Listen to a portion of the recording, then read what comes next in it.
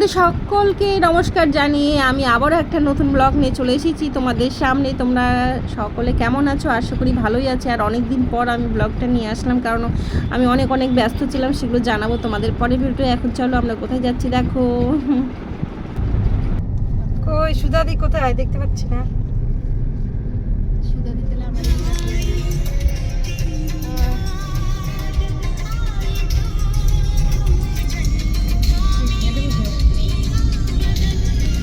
দেখাও।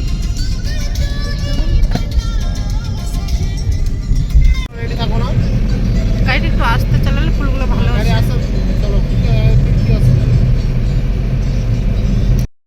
রাস্তার দুপাশটা এত সুন্দর লাগছে না, কি বলবো।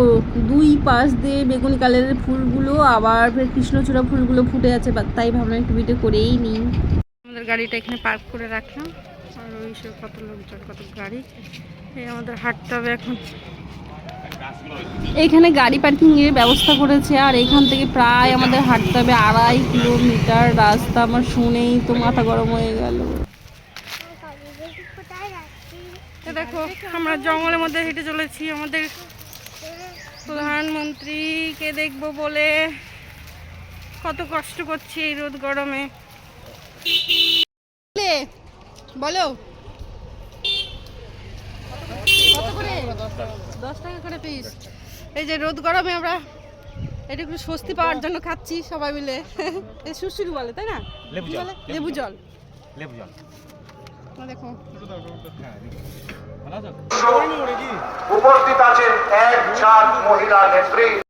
তোমরা এতক্ষণ ধরে ভিডিও দেখে বুঝতেই পেরে গেছো নিশ্চয়ই আমরা কোথায় এসেছি। 2.5 কিলোমিটার রাস্তা হেঁটে এসেছি এই রোদ গরমে। আমরা বাড়ি থেকে বেরিয়েছিলাম কখন বলো তো? ঠিক 12টা ধরে নাও, 12টার দিকে বেরিয়েছি।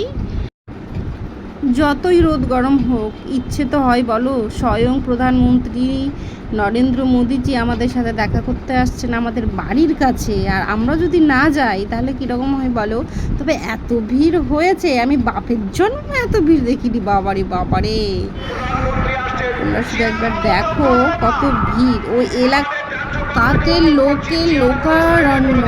বাবারে বাবা, যেতে পারবো তো আমি এই ভিড়ের মধ্যে? যা ভিড়, ঢুকবোই বা কোন দিক দিয়ে, আর দাঁড়াবোই বা কোথায়, আর তাকে দেখতে পাবো কি পাবো না এত লোকের মধ্যে, খুব চিন্তায় পড়ে গেছি। ভেতরে যে যাওয়ার কোনো রাস্তা নেই, সব রাস্তা বন্ধ। কেন বন্ধ বলো তো? কারণ অলরেডি আগে থেকে অনেক মানুষ দাঁড়িয়ে পড়েছে, তার জন্য যাওয়ার কোনো আর রাস্তা নেই। তো একটা জায়গা নিয়ে দাঁড়িয়েই পড়লাম, দেখি যদি দেখতে পাই। তোমরা দেখতেই পাচ্ছ কত লোক, যেমন বাইরে লোক।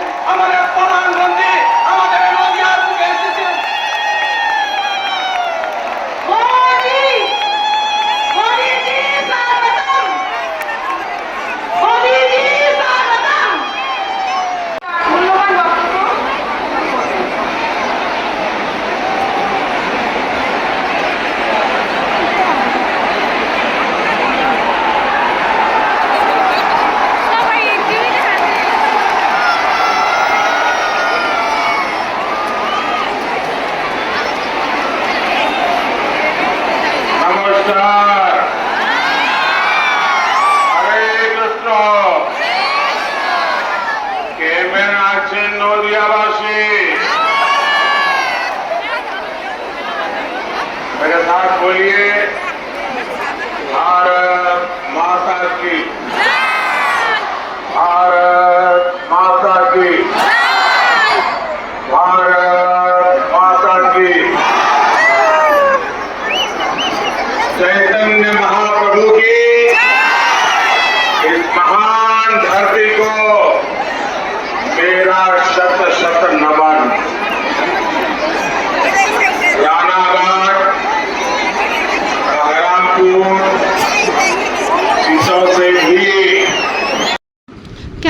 অন করে দেখে নিই নিচেকে, আমি এত ভিড়ের মধ্যে হারিয়ে যাইনি তো। না না না, হারিয়ে যাইনি, আছি বাবা আছি, কোনো রকমের টিকে আছি। ওরে বাবা কি গরম কি গরম, আর এত ঠেলাঠেলি, সামনে থেকে ঠেলছে পেছন থেকে ঠেলছে, মোবাইলটা যে ধরবো ভালো করে মোবাইলটাও ধরতে পারছি না। ওরে বাবা কি অবস্থা, আমি এখান থেকে বেরোতে পারলেই বাঁচি। তো কখন যে বেরোবো, কখন যে একটু দর্শন পাবো। হ্যাঁ একটু দর্শন পেয়েছি, না পাওয়া না, একটু দূর থেকেই পেয়েছি, কাছে যেতে পারিনি। যা ভিড়, এই পর্যন্ত এসেছি কোনো রকমের ঠেলে ঠুলে, আর কত দূর যাওয়া যায় বলো। এখান থেকে এক ঝলক দেখতে পেয়েছি, ব্যাস আমি ধন্য হয়ে গেছি।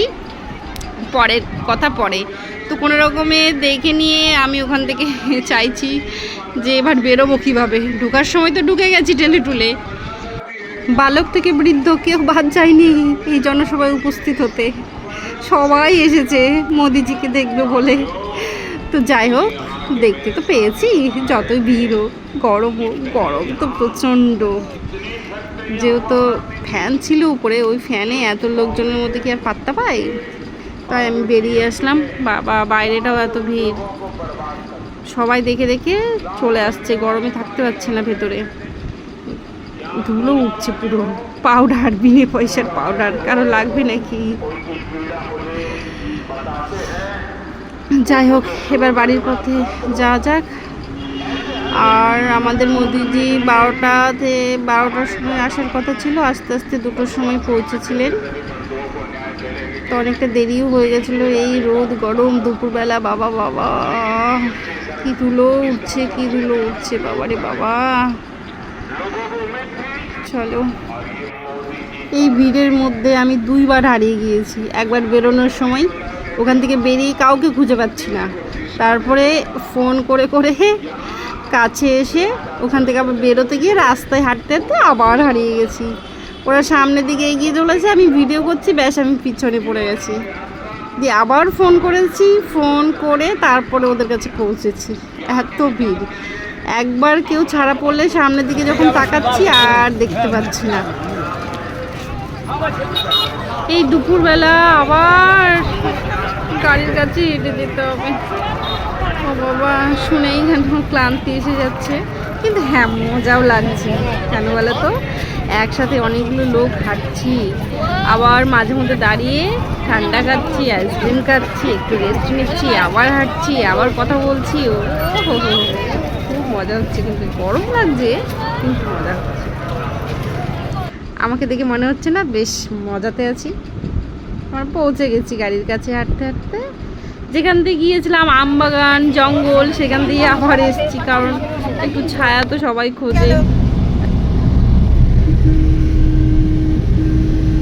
তো আমরা গাড়িতে উঠে বেরোচ্ছি, আর গাড়িটা বের করতে আমাদের অনেক সময় লেগেছে, সামনে অনেক জ্যাম। তোমরা ভালো থেকো, টাটা, আবার দেখা হবে পরের ভিডিওতে। কেমন?